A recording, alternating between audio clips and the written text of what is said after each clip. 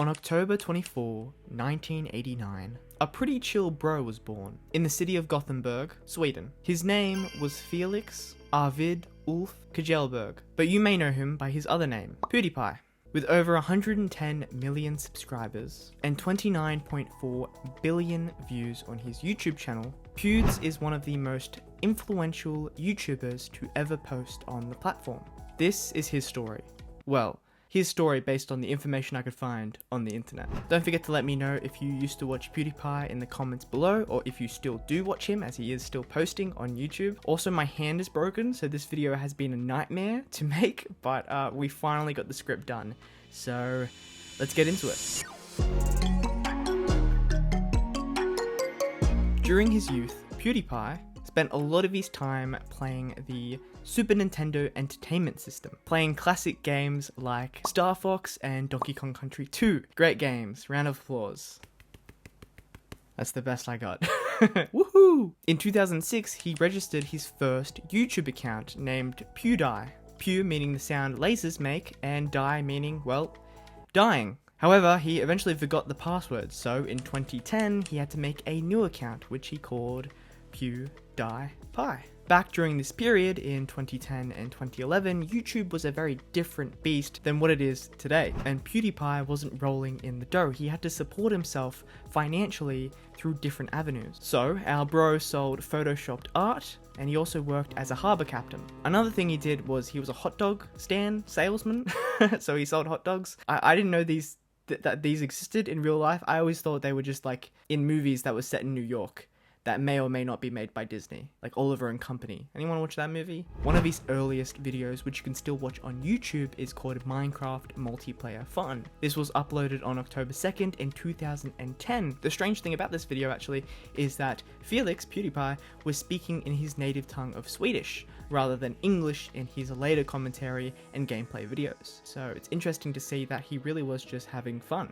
That was sort of the point of his channel. It wasn't necessarily like a money-making business for him. Now, PewDiePie wasn't an immediate success. It took a long time for him to eventually find his niche. Yes, he made gaming videos and let's plays, and he actually reflected on the period, saying, "I knew people were big at other types of videos, but there was no one big in gaming, and I didn't know you could make money out of it. It was never like a career that I could just quit college to pursue. It was just something I loved to do." And there was one video game that really opened up the doors for Pewds. It was called Amnesia: The Dark Descent. Damn barrels. Classic. Take me back to 2011. People enjoyed tuning in, watching PewDiePie play this horrifying game, enjoying the suspense of it, and also laughing their heads off when he eventually got scared. It was a great time because it felt like PewDiePie was your friend. In just 2 years, so by 2012, PewDiePie amassed over 700,000 subscribers, which is an insane number. It's just like, even now, it's an insane number. This eventually went from 1 million to 2 million in only a few more months, making him at the time one of the biggest YouTubers on the platform. Apart from gaming videos, he also uploaded weekly vlogs called Fridays with PewDiePie. These were really fun as he'd just kind of goof around, answer questions, and just have a lot of fun making random content. I have a lot of fond memories of him also talking to that chatbot who like would flirt with him, and there was that game where he would talk to the couple and you could make them argue. Those were good times. A lot of fun back then, especially if you were a lonelier kid. Sorry, but this was so long ago that PewDiePie actually had a contract with Machinima. Machinima were all the rage back then. They made the company Inside Gaming, which eventually became Funhouse, who recently closed down. Everyone was with Machinima at the time, like everyone who was doing YouTube and specifically gaming videos. However, as PewDiePie became more popular, he decided to switch up his representation, and Machinima were not happy about this. He even had to get a lawyer just to, be free of them. By 2013, he had already reached 5 million subscribers. This is also, I believe, the time, 2013, 2014, when he did the Skate series, which is like one of his most beloved, with Bloody Bob. And my word, the subs just kept coming and coming and coming, because by the end of 2013, he'd reached 10 million subscribers, beating Smosh and becoming the most subscribed YouTube channel on the platform at the time. However, playing a lot of games, like for example, he was also doing Happy Wheels. Him and Tobuscus were like the kings of that gameplay. With all the games, he was uploading a lot, and YouTube was taking a toll on him and his mental health. So in 2014, he slowed down his uploads. He released an iPhone app where people could watch his videos and share them through the app. I don't know why. People just were weird back in the early 2010s when it came to apps. And for a small period of time, he actually disabled the comments on his YouTube channel. There's been interviews, and apparently he was really happy at the time because a lot of his YouTube comments were filled with a lot of people self-promoting, a lot of memes, a lot of people being very mean and rude and things like that. So it actually improved his health. Later on, he did undisable the comments. 2015 was a year of experimentation for PewDiePie. He started doing challenges, especially like really popular ones. The ALS Ice Bucket Challenge was very big at that time. He also reviewed memes, and I believe this is around the similar time when he had beef with Jack's films because of the acronym that Jack had and he had and both of them had, and that was a thing. He also made fun of the Disney film Frozen by reading erotic fan fiction. Bob Iger found out about this and was very, very not happy. Actually, he was really pissed off, and he almost ruined PewDiePie's contract with his agency, the people who represented him, as the company that represented PewDiePie, they're called Maker Studio, are actually owned by Disney. So that almost completely messed him up just for him goofing around. Later, he starred in his own YouTube Red series because YouTube Red was a thing at one point. I feel like that this was like when the Paul brothers were actors. Anyone remember this? The series was called Scare PewDiePie. Robert Kirkman, who created The Walking Dead and Invincible, was an executive producer on this series for some reason. It was about PewDiePie encountering very scary situations that were sort of an homage to the video games that he had been playing over the years. MatPat's in it for some reason. It's all Smosh. I don't know.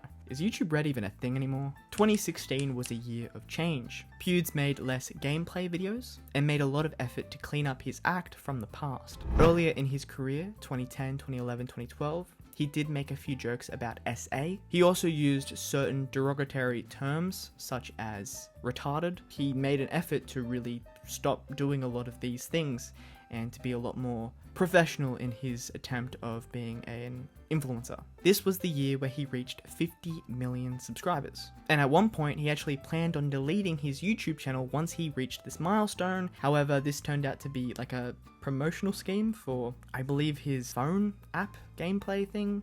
It's 2025 now and he still has a YouTube channel, so I'm gonna say he didn't delete it. Just a hunch. Might be wrong. 2017 and 2018 were full of, unfortunately, a lot of controversies. PewDiePie made a video where two people who he paid on Fiverr held up a sign that said "Death to all Jews." Granted, this was meant to be social commentary and a bit of a joke. However, the media and the people who watched the video didn't really take it that way. He also said the N-word to another player while playing PUBG. He did apologize for this, I should note. All of this was soon forgotten, as 2018 was the year where PewDiePie competed with the Indian record label called T-Series, and they had a competition on who could get the most subscribers. Throughout 2018 and 2019, both channels outgained one another with subs, with both neck and neck for a very, very long time. Pewds even released a diss track on T-Series called Bitch Lasagna, just stunning, immaculate. There were many ups and downs during this period. One of the more significant situations that ended up happening, and this is very unfortunate, was that the person responsible for the Christchurch mosque shooting, he did a live stream where he did the horrible thing, and during the live stream he said, and I quote, "Remember lads, subscribe to PewDiePie," and then he went and did what he did, and it's a horrible situation. PewDiePie, very professionally and very respectfully, was appalled by the situation and made a statement about it and gave his condolences to those who were affected. I think that was a really good thing that he did. Unfortunately, people made memes about it as well, with using the shooter's audio. To those who were impacted, I hope you're doing well. 2019 was the year that PewDiePie reached 100 million subscribers, the first YouTuber to ever reach such a milestone, which is crazy to think because I think there's a lot of YouTubers now have that many subs. Of course, you know, Mr. Beast eventually beat him. That's another story for another video. Not long after, COVID-19 spread across the world, but thankfully PewDiePie made videos for the internet, so he wasn't necessarily super impacted by it in terms of his career. That year, he signed a deal with YouTube to start streaming streaming on YouTube as YouTube wanted to compete with Twitch in terms of making streaming videos. For some reason during this period, his videos were being flagged by the YouTube algorithm. Google made a statement saying that the algorithm was very strict at the time due to the conspiracy theories and the gossip about the pandemic, COVID, and of course the vaccinations. And they admitted that the algorithm was actually impacting all videos, not just PewDiePie's. By late 2020, PewDiePie admitted that he felt as though he had retired from being a YouTuber, though he did continue to constantly post and upload videos to the platform. The company JellySmack even uploaded a lot of his past content onto Facebook, which gave him another avenue of income. By this time, he and Marzia, who I haven't even mentioned yet, this is his partner that he's had for a very long time, they got married in 2019, and the two moved to Japan in, I believe, 2022. And this was a huge decision, like a massive decision. And maybe it was because of the stress of moving, maybe it was because he had a little baby on the way, but moving to Japan led to Felix realizing that YouTube felt like a job. When he started doing YouTube videos in 2010, he was having fun, he was doing something he enjoyed. Now it felt like a chore. He decided, and this has been going on for the last couple of years, to upload videos that he enjoys making. He wants to make YouTube something that's fun again, and I completely respect that decision. He has the fortune and privilege of being able to essentially upload whatever he wants, and he has an audience who are willing and able to watch it. He wants to do the sort of content that he loved making 15 years ago, all the way back in 2010. I doubt you'll see this, PewDiePie, but thank you for being around, thanks for goofing, thanks for playing games, and thanks for uploading content. I used to be a big fan when I was a kid, and I've enjoyed making this video. I look forward to actually getting all the B-roll as well. I think it's going to be a lot of fun. The Outlast series was great. Batteries is a good meme. If you'd like to watch a breakdown on the Godzilla movies, I have an outline in the outro that'll be there. I also have a breakdown on the Batman Arkham video games, so click on those if you're interested. I'm going to go buy Skate 3 now and play it. Bye.